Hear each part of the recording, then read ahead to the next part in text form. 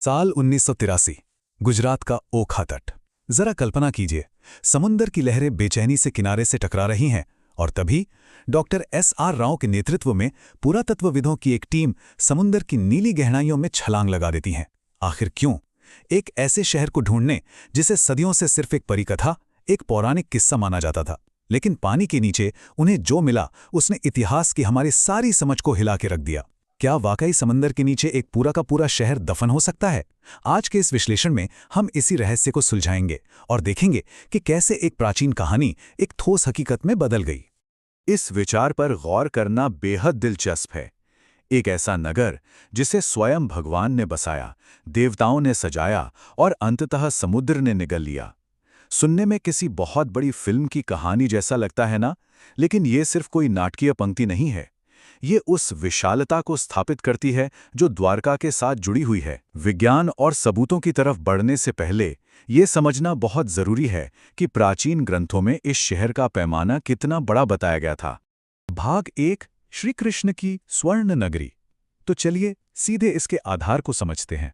प्राचीन ग्रंथों के अनुसार जब मथुरा पर लगातार हमले हो रहे थे तो श्री कृष्ण ने एक नया और सुरक्षित शहर बसाने का फैसला किया। इसके लिए उन्होंने समंदर देव यानी वरुण देव से जमीन मांगी।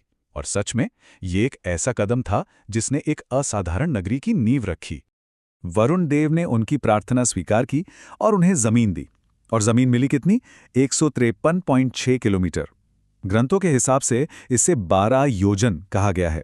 अब इतनी विशाल जगह मिलने के बाद देवताओं के वास्तुकार भगवान विश्वकर्मा को बुलाया गया, जिन्होंने इस खाली जगह को एक एकदम आदर्श नगर या कहें एक यूटोपिया में बदल दिया। भागवत पुराण के विवरणों को अगर देखें तो इस शहर की विशेषताएं सच में हैरान करने वाली हैं। सोने और चांदी के 900 से ज्यादा महल, यहाँ के विशाल द्वार इतने मशहूर थे कि उसी के नाम पर इसका नाम द्वारका पड़ गया, यानी द्वारों का नगर। और बात सिर्फ भव्यता की नहीं थी, वहाँ का सिंचाई सिस्टम, स्वतंत्र जल आपूर्ति, समुद्री व्यापार के लिए बने विशेष बंदरगाह और बिल्कुल सीधी सड़कें, सब कुछ इतना एडवांस्ड और परफेक्ट था कि पहली बार में किसी को भी इस पर विश्वास करना थोड़ा मुश्किल लग सकता है। भाग 2, श्राप और नगर का विनाश। खैर, जहां इतना शानदार निर्माण होता है वहां कभी ना कभी विनाश भी आता ही है।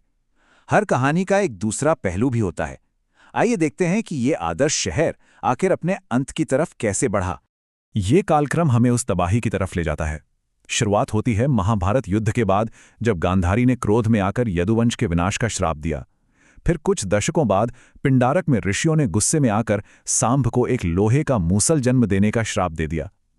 हालांकि उस मूसल को पीसकर समंदर में फेंक दिया गया था, पर उसके टुकड़ों को एक मछली ने खा लिया और वही टुकड़े आगे चलकर जरा नाम के एक शिकारी के तीरों का हिस्सा बन गए। आखिरी साल आते आते यदुवंशियों में इतना अहंकार आ गया था कि उन्होंने प्रभास में आपस में लड़कर ही अपना अंत कर लिया। और फिर वो आखिरी दिन, जब उसी जरा शिकारी ने गलती से श्री कृष्ण को तीर मार दिया, उनके धरती छोड़ते ही वो पूरी की पूरी स्वर्ण नगरी समंदर की गहराइयों में समा गई।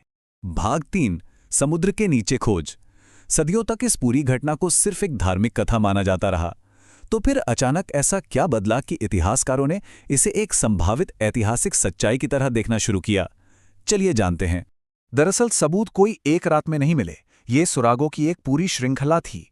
1930 के दशक में कुछ मछुआरों और पायलटों ने पानी के नीचे अजीब सी आकृतियां देखीं।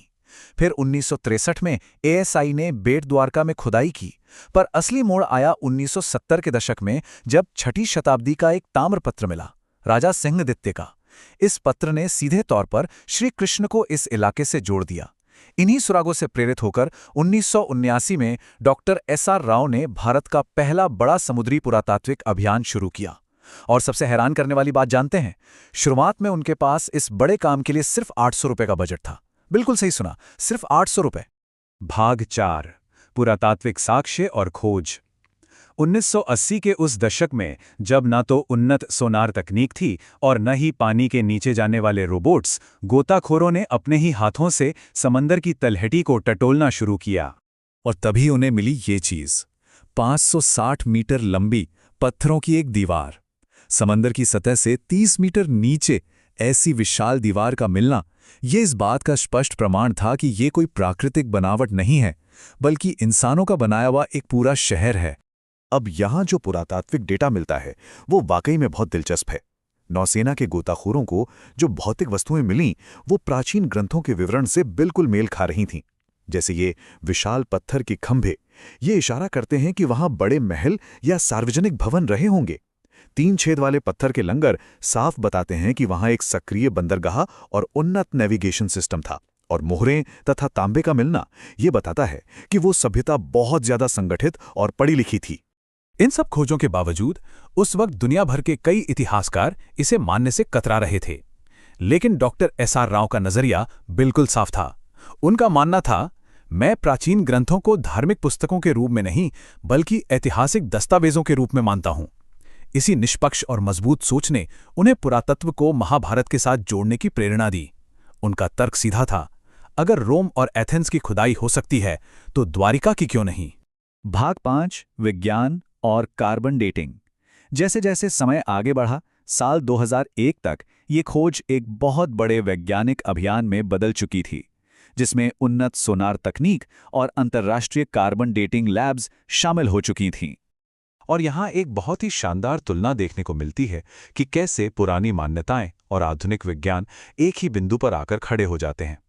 डूबी हुई कलाकृतियों के वैज्ञानिक विश्लेषण से पता चला कि वे 1500 ईसा पूर्व से 3000 ईसा पूर्व के बीच की हैं, जो सीधा द्वापर युग और महाभारत के समय से मेल खाता है। यहां तक कि कुछ टुकड़े तो 9000 साल पुराने निकले। भाग 6 आस्था और विज्ञान का मिलन। अब यहां एक आखिरी बड़ा सवाल उठता है, अगर ये शहर सच में मौजूद था तो अचानक ऐसा क्या हुआ कि ये इतने विनाशकारी तरीके से पानी में डूब गया? इसका जवाब हमें भूगर्भ शास्त्र यानी जियोलॉजी में मिलता है, सी लेवल राइज थ्योरी के रूप में।